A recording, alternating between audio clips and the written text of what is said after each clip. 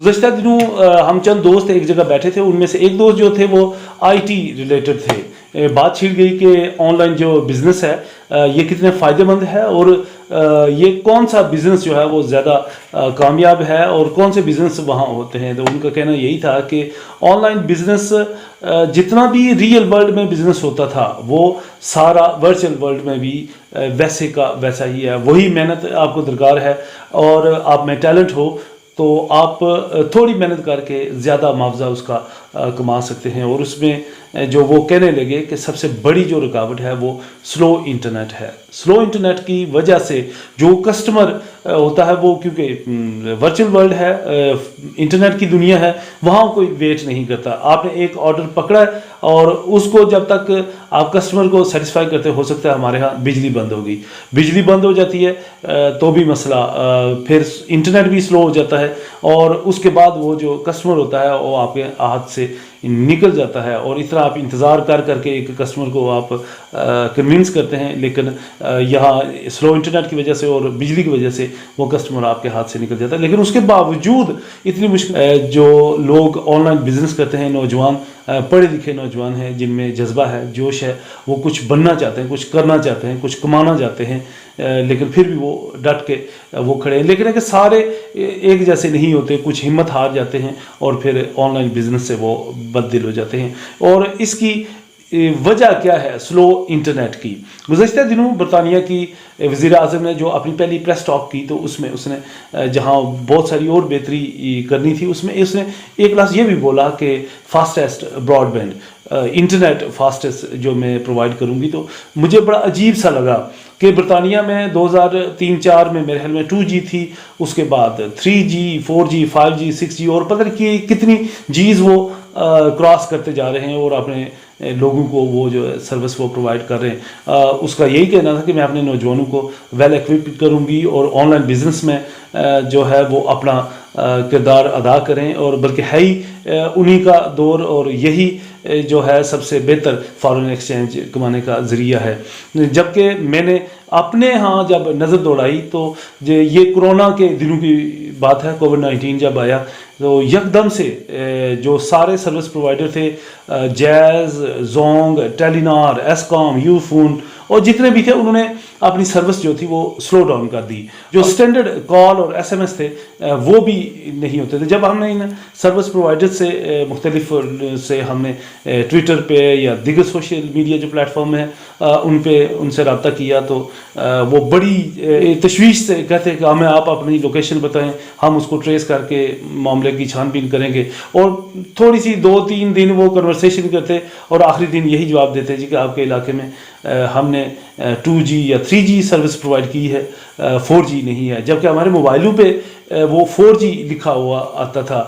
कल मुझे वो और हैरत हुई कि जब एक मोबाइल मैंने देखा था उसके ऊपर 5G आ रहा था, जबकि स्पीड उसकी जो एज सर्विस होती थी उससे भी कम थी। तो ये सारा ड्रामा शायद वो मोबाइल जो बनाने वाली कंपनियां हैं वो करती हैं या फिर ये सर्विस प्रोवाइडर करते हैं। अब ये था कि जैसे हमें जो बिजली है इसकी अहमियत इतनी सारी ही है और हुकूमत ने ये आदत हमें डाली है कि बिजली इतनी मिल एक बल्ब रोशन हो जाए जिसमें हम बैठ के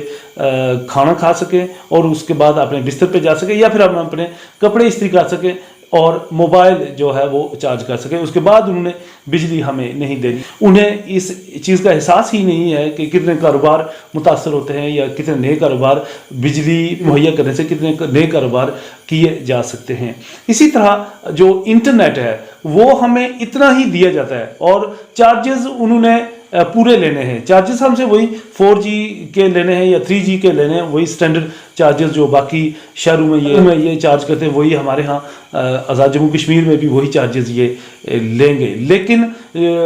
ये सिर्फ इतना इंटरनेट देते हैं जिससे व्हाट्सएप चल सके, उस पर कॉल या SMS मैसेजेस हम सेंड कर सकें या रिसीव कर सकें, या फिर फेसबुक चला के उस पर हम एक दूसरे से लड़ाई झगड़ा कर रहे हैं, एक दूसरे से तू तुतकार करके उससे हम एंटरटेन हो जाएं। जो प्राइवेट कंपनियां हैं, Jong, jazz, Telenor, एस्कॉम, Ufone, private कंपनियों से यही तवक्को की जाती है कि ये अच्छी सर्विस देते हैं क्योंकि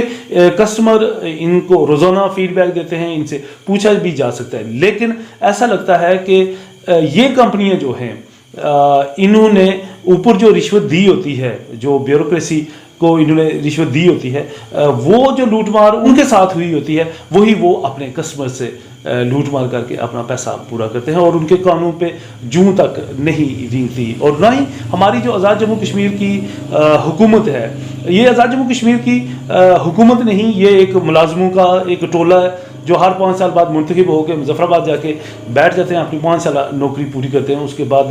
یہ واپس اپنے گھروں کو آ جاتے ہیں, پھر اگلے آ جاتے ہیں, پھر وہ باری ختم ہوتی ہے اور پھر دوسرے کی آ جاتی ہے. اور یہ لوگ جو ہیں انہوں نے نہ تو کوئی فارن پالیسی بنانی ہوتی ہے, نہ ہی ان کے پاس کوئی دفاع کا کوئی بڑا کام ہے, بلکہ ہے ہی نہیں دفاع ان کا صرف وہی ملازموں والا کام ہے, کلرکوں والا بیسیکلی کام ہے کہ اسمبلی میں بیٹھتے ہیں, جو پیسے حکومت پاکستان دیتی ہے ان کو یہ مل بانٹ کے آپس میں کھا پی کے اس کے بعد 5 سال بعد اپنے حلقوں میں واپس آ جاتے ہیں. جبکہ یہ جو کام تھا یہ پرائیویٹ کمپنیز کو یہ ریگولیٹ ہو, اس چیز کی ضرورت ہے, بلکہ ہر شعبے کو ضرورت ہے اس میں, تعلیم ہو, میڈیکل ہو یا دیگر کوئی شعبہ ہو, سب کو اس جدید جو سہولت ہے اسے فائدہ اٹھانے کی اجازت ہونی چاہیے تھی. لیکن ہمارے عوام کا بھی جو زندگی کا مقصد ہے وہ اسی موقع کی تلاش میں رہتے ہیں. کسی نہ کسی طرح ہم یورپ چلے جائیں, امریکہ چلے جائیں, وہاں سے 10 سال 15 سال 20 سال یہ ساری زندگی لگا کے بہت سارا پیسہ کما کے واپس آ کے ایک بڑا سا مکان بنائیں, بڑی سی گاڑی لیں, 4-6 لفنگے رکھ کے سیاستدانوں کے ساتھ ہم سیلفیاں بنائیں, اور اس کے بعد اللہ اللہ